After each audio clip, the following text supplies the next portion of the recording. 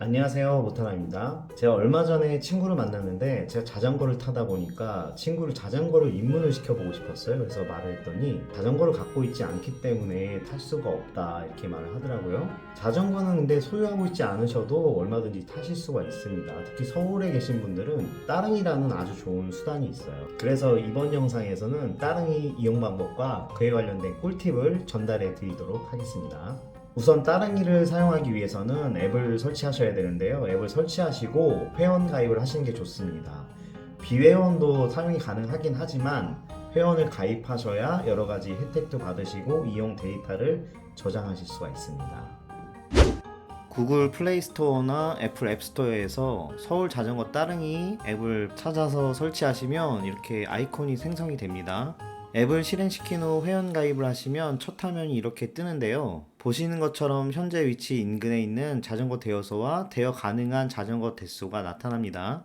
지도를 보시고 원하시는 대여소에 찾아가셔서 대여 진행을 하시면 되는데 우선은 결제를 진행하셔야 돼요. 우선 화면 하단에 있는 이용권 버튼을 누릅니다. 그러면 이용권 선택 화면이 나타나고 일일권, 정기권, 선물 탭을 보실 수 있어요. 1일권 1시간이 1,000원이고 2시간은 2,000원입니다.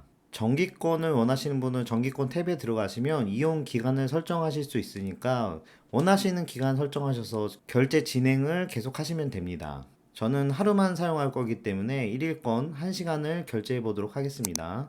구매하기 창이 뜨면 결제 수단을 선택하셔서 그에 맞는 인증 절차를 거쳐서 결제를 마치시면 이렇게 구매 완료 창이 뜹니다.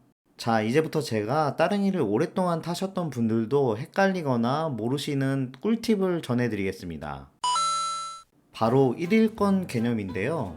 이용권 선택의 기본 대여 시간이 1시간, 2시간이 선택을 하게 되기 때문에 일어나는 착각인데요. 자, 우리가 선택한 건 1시간, 2시간이 아닙니다. 1일권 혹은 정기권이에요. 그래서 해당하는 기간 동안 대여를 하는 겁니다. 즉 1일권은 하루 종일 대여하는 거고요. 정기권은 해당한 날짜만큼 대여를 계속 하는 거예요.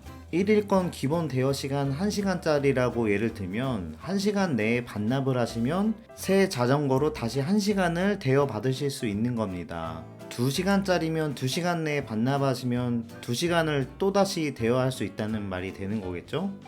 그러면 왜 굳이 1시간, 2시간이라는 기본 대여 시간을 설정해 놓냐라고 의구심을 가지시는 분들이 계실 텐데 이거는 한 사람이 계속 독점적으로 사용하는 것을 막기 위해서 일부러 이렇게 만들어 놓은 겁니다. 만약에 반납을 안 하는 조건으로 1일권을 쓴다면 계속 가지고 다니면서 자기 것처럼 그냥 소유를 하는 것처럼 사용하겠죠? 그러면 공유 개념이 사라지는 겁니다.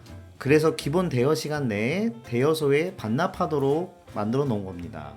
이런 개념이기 때문에 1시간짜리 대여를 했는데 2시간, 3시간을 타야 된다. 뭐 그러면 지도를 먼저 보시고 1시간이 종료되기 전에 대여소에 가서 반납과 대여를 다시 반복을 하시면 됩니다. 그거 뭐 1,000원 가지고 쪼잔하게 그러냐라는 생각이 드신다면 2,000원짜리 끊으시던지 아니면은 그냥 놔두셔도 추가 과징 요금이 결제 수단 입력할 때 입력해 놓은 방법으로 자동으로 결제됩니다. 그러니까 제가 알려드린 개념을 바탕으로 현명하게 사용하시면 될 것 같습니다. 이제 실제 대여를 한번 해볼까요? 인근 대여소에 오시면 따릉이와 어린이들이 타는 새싹 따릉이가 이렇게 있습니다. 본인에 맞는 사이즈를 선택하시면 되는데 여기서 제가 꿀팁 하나 더 투척합니다. 자전거 뒤편 QR코드 옆이나 자전거 옆쪽에 이렇게 숫자가 보이는데 이게 차대 번호입니다. 이게 만 단위인데 앞에가 0부터 시작해서 6까지 현재 있어요. 숫자가 높을수록 신형입니다. 그러니까 6이나 5 같은 거 선택하시면은 자전거 상태가 아주 좋아요. 따릉이 상태 안 좋은 거 고르시면은 브레이크도 안 듣고 굉장히 힘들게 타셔야 되니까 선택 잘 하셔서 타시는 게 좋으니까 이거를 참고하시면 좋을 것 같습니다. 근데 외적으로 QR코드 붙어 있는 거는 일단 뉴 따릉이기 때문에 상태가 전반적으로 다 좋습니다. 구형은 LCD 방식이라고 해서 이렇게 보시는 것처럼 결합 방법도 다릅니다. 그래서 대여 방법도 달라요. 요거 보고 참고해서 대여해 가시면 될 것 같습니다. 다시 뉴 따릉이 대여로 돌아오면 앱을 여시고 대여하기를 누릅니다. 그러면 QR코드 스캔하는 게 뜨는데 요게 QR코드를 갖다 대시면 돼요. 그러면 자전거와 연결이 되고 조금 기다리시면 이렇게 락이 자동으로 풀립니다. 잔금이 해제되었습니다. 이용 시간을 확인하여 추가 요금이 발생하지 않도록 주의하시기 바라며 반납 시 잔금 메모를 반드시 내려주시기 바랍니다. 대여가 완료되면 문자가 오고 이렇게 앱에서 남아있는 시간을 알려줍니다. 아주 간단하죠? 반납은 더 쉬워요. 그냥 저렇게 레버를 내려주면 그냥 그걸로 끝납니다. 다만 반납은 대여소에서만 됩니다. 다른 장소에서 저렇게 내리시면 임시 잠금 장치로 전환이 됩니다. 임시 잠금은 앱에서 풀어주면 바로 풀립니다. 반납 메시지를 확인해주세요. 반납이 정상적으로 이루어지면 이렇게 반납 메시지가 나옵니다. 이번엔 가볍게 자전거 세팅에 대해서 알려드릴게요. 일단 시트 포스트는 저렇게 레버를 당겨주시면 오르락 내리락 하기 때문에 다리 기장에 맞춰서 높이를 맞춰주시면 됩니다. 안장 높이는 안장에 앉아서 발바닥 가운데가 아닌 발바닥과 발가락이 연결된 부분이 페달에 닿았을 때 다리가 쭉 펴지지 않고 살짝 접힐 정도가 적당합니다. 그리고 발을 페달에서 내렸을 때 살짝 까치발이 되는 게 정상입니다. 그리고 짐이 있으면 바구니에 넣고 저렇게 스트랩으로 묶어주셔야 자전거가 통통 튀기 때문에 물건이 날아가는 것을 막아줄 수 있습니다. 이제 따릉이 타고 한번 출발을 해보도록 하겠습니다. 따릉이 스탠드는 자전거 뒷바퀴 옆에 있는 게 아니고 저렇게 가운데 아래쪽에 있기 때문에 발로 살짝 밀어서 저렇게 빼시면 됩니다. 타보신 분들은 아시겠지만 가을 라이딩은 정말 상큼합니다. 지금 보시는 것은 자도라고 불리는 자전거가 다니는 길입니다. 보통 인도 옆이나 하천 강 옆에 빨간색으로 이렇게 포장되어 있는 도를 생각하시면 돼요. 여기 가시다 보면 자전거 이렇게 마크도 그려져 있습니다. 제가 지금 열심히 어디를 달려가고 있냐면 자전거를 이동수단으로 생각하신다면 좀 멀리 가시는 경우에 한강다리를 넘어야 되는 경우가 종종 있습니다. 그런데 한강다리는 모든 다리를 다 건너실 수 있는 게 아니에요. 그래서 한 가지 더 꿀팁을 드리겠습니다. 지금 보시는 것처럼 한강에 엘리베이터가 설치되어 있는 다리가 많지가 않습니다. 그래서 엘리베이터가 일단 설치되어 있는 다리는 월드컵대교, 한강대교, 잠실대교, 동작대교, 성수대교, 한남대교, 양화대교, 가양대교, 잠실철교입니다. 그런데 또 공식적으로 자전거 도로가 나 있는 다리는 5개밖에 없어요. 하지만 공식적으로 없는 거지 보행도로로 다 넘어 다닙니다.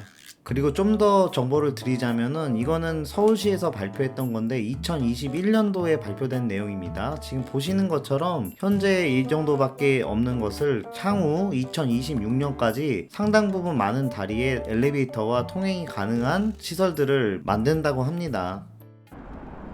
지금 제가 넘어가고 있는 곳은 월드컵대교인데요. 서울에서 가장 최근에 완공된 따끈한 다리입니다. 다리 위에 길도 좁고 옆으로 차가 쌩쌩 달리기 때문에 좀 무서우실 수 있어요. 그렇지만 다리 위 아니면 어떻게 이렇게 확 트인 한강을 바라보실 수 있겠습니까?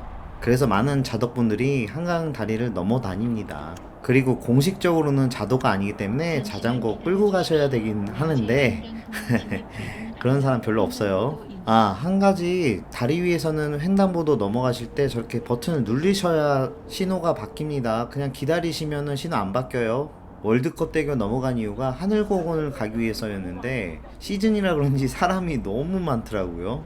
그래서 하늘공원 가는 건 포기하고 메타세콰이어 길 가는 걸로 결정을 했어요. 자, 이제 저희 강이 아닌 강이 듣느라 지루하셨을 텐데 멋진 풍경 한번 보고 가시겠습니다.